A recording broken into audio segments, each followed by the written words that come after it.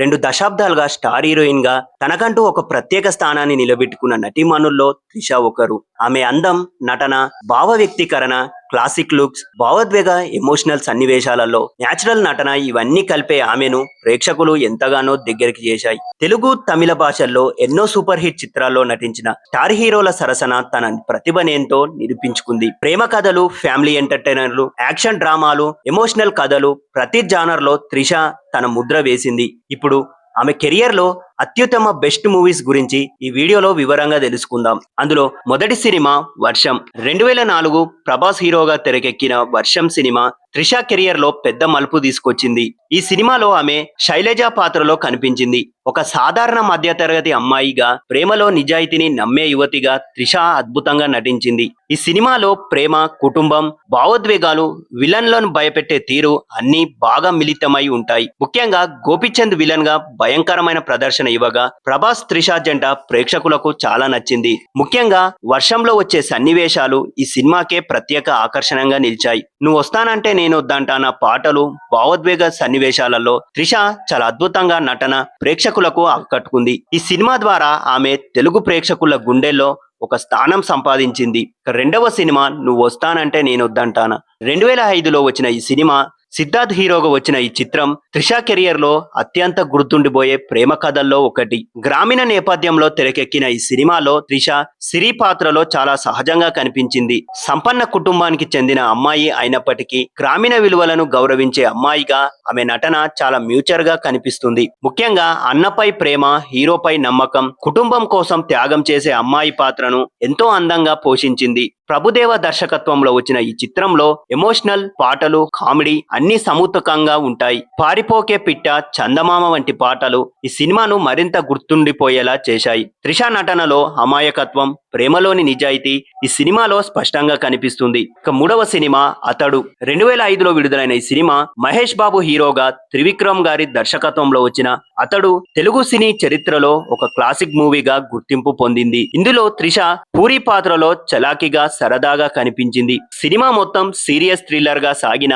త్రిష పాత్ర దానికి మంచి రిలీఫ్ ఇస్తుంది. మహేష్ బాబు, త్రిష మధ్య సంభాషణలు, కామెడీ సన్నివేశాలు ప్రేక్షకులకు ఇప్పటికీ గుర్తుంటాయి. త్రిష అందం, సహజమైన డైలాగ్ డెలివరీ ఈ సినిమాలో చాలా హైలైట్ అయ్యాయి. ఈ చిత్రం ద్వారా ఆమెకు ఫ్యామిలీ ఆడియన్స్ లో మరింత ఆదరణ పెరిగింది. నాలుగవ సినిమా ఆడవారి మాటలకే అర్థాలు వేరులే. 2007లో వెంకటేష్ హీరోగా వచ్చిన ఈ భావోద్వేగ కుటుంబ కథా చిత్రం త్రిష కెరియర్ లో మరో ముఖ్యమైన చిత్రం. ఇందులో ఆమె కీర్తి పాత్రలో కనిపించింది. ఈ సినిమాలో ప్రేమ కంటే ఎక్కువగా కుటుంబ బంధాలు, తండ్రి కొడుకు భావోద్వేగాలు ప్రధానంగా ఉంటాయి. హీరో జీవితంలో ఆశ, ప్రేమ, ఆనందం తీసుకొచ్చే పాత్ర త్రిష చాలా బాగా నటించింది. ఆమె పాత్రలో ఉన్న పరక్యత, అర్థం చేసుకునే స్వభావం ప్రేక్షకులని ఎంతగానో ఆకట్టుకుంది. ముఖ్యంగా క్లైమాక్స్ దగ్గర వచ్చే భావోద్వేగ సన్నివేశాలు ఆమె నటనని అద్భుతంగా ఉంటుంది.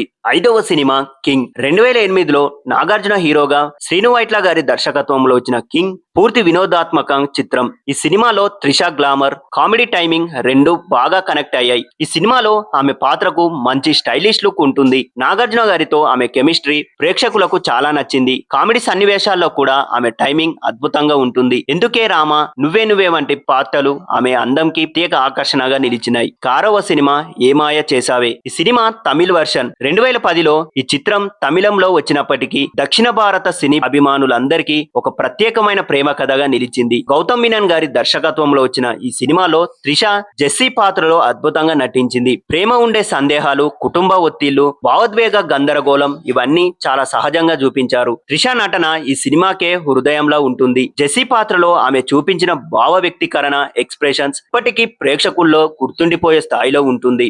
ఏడవ సినిమా 96. 2018లో ఈ సినిమా త్రిష కెరియర్ లో అత్యంత గొప్ప నటన ప్రదర్శించిన సినిమాలో 96 మొదటి స్థానంలో ఉంటుంది. ఈ సినిమాలో ఆమె జాను పాత్రలో నటించింది. పాత ప్రేమను మళ్లీ గుర్తు చేసుకునే ఇద్దరు వ్యక్తుల భావోద్వేగ ప్రయాణమే ఈ సినిమా కథ. ఇందులో త్రిష నటన ఎంతో న్యాచురల్ గా ఉంటుంది. ఒక్క చూపుతోనే ఆమె భావాలను వ్యక్తిపరచగలిగింది. విజయ్ సేతుపతి ఆమె కెమిస్ట్రీ అద్భుతంగా ఉంటుంది. ఈ సినిమా చూసిన తర్వాత చాలా మంది ప్రేక్షకులు తమ పాత జ్ఞాపకాలను గుర్తు చేసుకున్నారు. 96 సినిమా ద్వారా త్రిష కేవలం గ్లామర్ హీరోయిన్ గా మాత్రమే కాదు, ఒక గొప్ప నటిగా అని మరోసారి ప్రూవ్ చేసుకుంది. 8వ సినిమా పొనియన్ సెల్వన్ సిరీస్. 2022, 2023 వేమూరు మధ్య మణిరత్నం గారి దర్శకత్వంలో తెరకెక్కిన భారీ చరిత్రాత్మక చిత్రం పొన్నియిన్ సెల్వన్. ఈ సినిమాలో త్రిష కుందై పాత్రలో అద్భుతంగా నటించింది. రాజకుమార్తె పాత్రలో ఆమె చూపించిన రాజసిక హావాభావాలు, సంభాషణ తీరు, పరివ్యక్తిగత ప్రేక్షకులని ఎంతగానో ఆకట్టుకున్నాయి. ఈ సినిమాలో ఆమె అందం ప్రత్యేక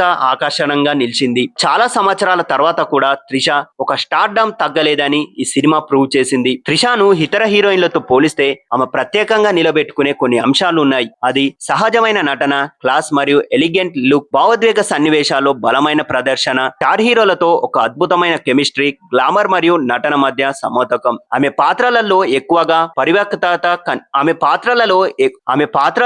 ఎక్కువగా ఒక పరివిక్తత కనిపిస్తుంది. అందుకే యువత మాత్రమే కాదు, కుటుంబ ప్రేక్షకులు కూడా ఆమెను ఎంతగానో ఇష్టపడతారు. త్రిష దక్షిణ భారత సినీ పరిశ్రమలో చివరి స్థాయిగా గుర్తుండిపోయే హీరోయిన్. వర్షం నుంచి 96, పొన్నియిన్ సెల్వన్ వరకు ఆమె చేసిన ప్రతి చిత్రం ఆమె నటనలోని కొత్త కోణాన్ని చూపించింది. ప్రేమ కథలో అమాయకత్వం, ఎమోషన్స్ పాత్రలలో లోతైన నటన, రాజసిక పాత్రలో గంభీరత, ప్రతి పాత్రను ఆమె ఎంతో అద్భుతంగా నటించింది. ఇప్పటికీ ఆమెకు ఉన్న అభిమానుల సంఖ్య తగ్గలేదు. కొత్త హీరోయిన్లు ఎంతమంది వచ్చినా త్రిషకు ఉన్న ఒక ప్రత్యేక స్థానం మాత్రం అలాగే కొనసాగుతుంది.